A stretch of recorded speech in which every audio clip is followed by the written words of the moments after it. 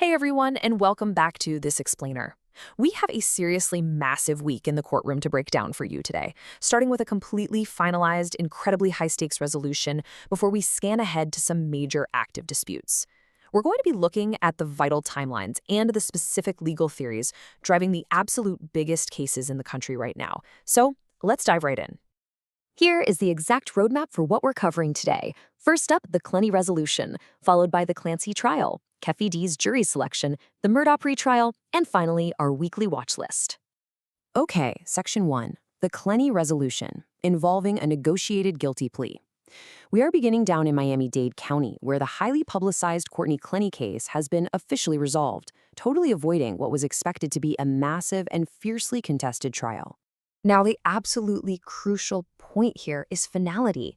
On August 10th, Clenney officially pleaded guilty to manslaughter with a deadly weapon in the stabbing death of Christian Obumseli. This permanently cancels the original second-degree murder trial. It essentially ends years of intense, grueling litigation over self-defense claims, saving both the families involved and the state from a really drawn-out courtroom battle.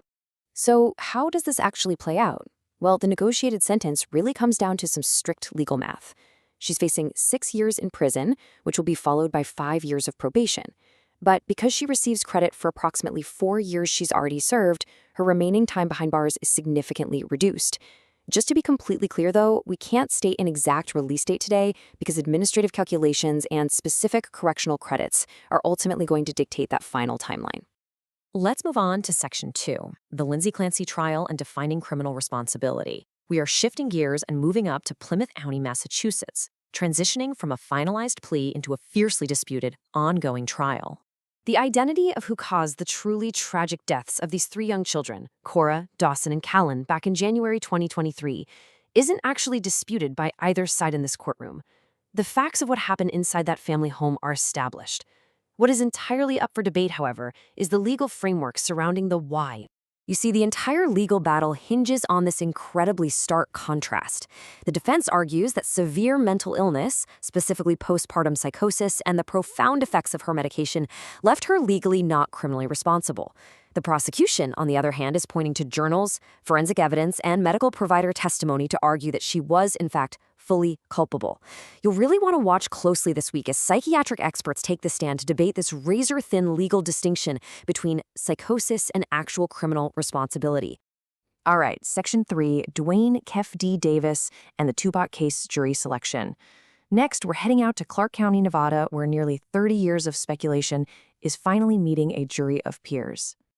It is pretty wild to think about, but nearly 30 years after the 1996 killing of Tupac Shakur, jury selection is finally underway. Duane Keffe D. Davis, who, it's important to note, strictly maintains his innocence, is the sole person charged here, and a lot of that stems from his own public interviews and a published memoir. But prosecutors aren't actually trying to prove he pulled the trigger. They are relying on a very specific legal avenue to get a conviction. And that avenue is accomplice liability. Basically, this means you can be held entirely responsible for a murder just for organizing the hit or, say, supplying the firearm. Prosecutors intend to use Davis's own public boasts to prove he orchestrated this retaliatory shooting, while the defense is absolutely going to fight hard against the reliability of those decades-old statements. It's going to be a fascinating legal tug-of-war. Dropping down to Section 4, the Alex Murdaugh pretrial DNA evidentiary hearing. Let's look at the latest foundational developments happening in South Carolina. Now remember, this particular hearing will not determine guilt, and it doesn't mean the trial itself is starting. It strictly shapes the ground rules for what forensic evidence is even going to be allowed in court.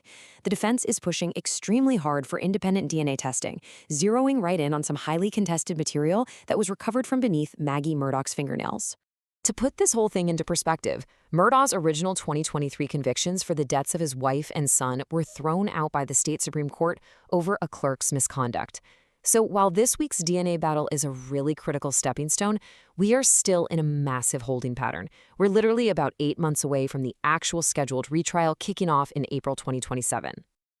Finally, Section 5, the Horizon, which is our weekly case watch list. To round out this explainer, let's scan the radar for a couple of other major proceedings that definitely require your attention this week. First up, keep an eye on Duval County, Florida. Mario Fernandez Saldana is facing a jury separately from his co-defendants in the highly watched Jared Britigan murder-for-hire case. Over in Lake County, Illinois, keep watch as Jennifer LeBron establishes private counsel. She is currently facing an involuntary manslaughter allegation, stemming from a recently reopened 25-year-old cold case involving an infant. Just remember, this one is purely an attorney status hearing, not a trial just yet. And just rounding out the rest of the calendar, keep an eye on a highly anticipated resolution hearing in the Lily Peters case coming up on August 26th in Wisconsin. Over in Los Angeles on the 17th, there is a probate hearing strictly dealing with trust assets for Nick Reiner. Again, this is not a criminal proceeding. And finally, the Sarah Grace Patrick trial in Georgia is currently delayed and essentially just sitting in a holding pattern.